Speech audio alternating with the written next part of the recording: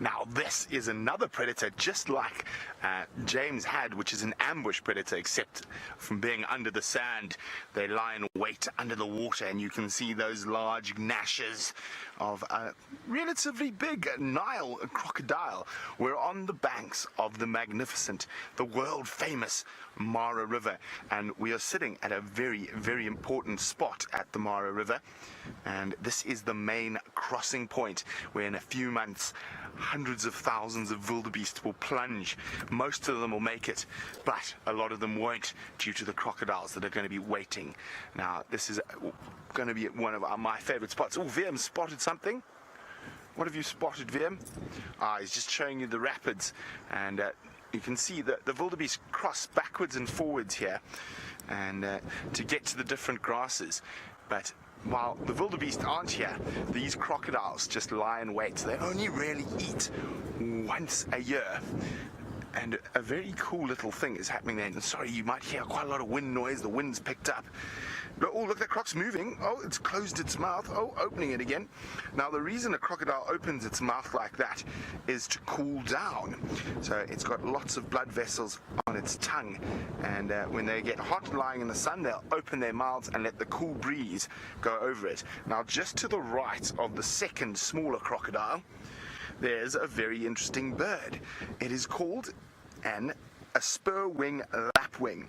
Now, spur-wing lapwing are a type of plover, and their claim to fame is they're probably the most brave lapwing of all lapwings in the whole world, because they will feed off pieces of rotting meat that get stuck inside a crocodile's mouth.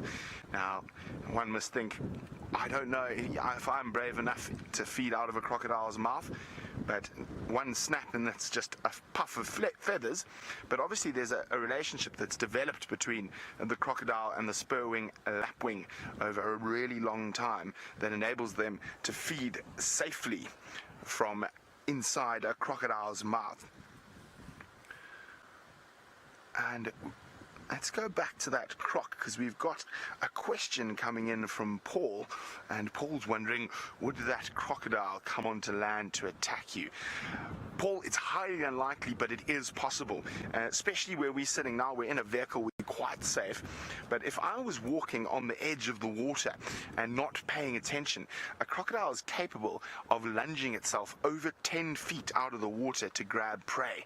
So I think that would be a very unsafe place to take a stroll, would be right on the edge of the Mara River. Now, we can see some hippos. They're not being the best. They're quite low in the water, probably trying to avoid the sun, right at the base of the rapids. You can just see the little nostrils popping out. There we go.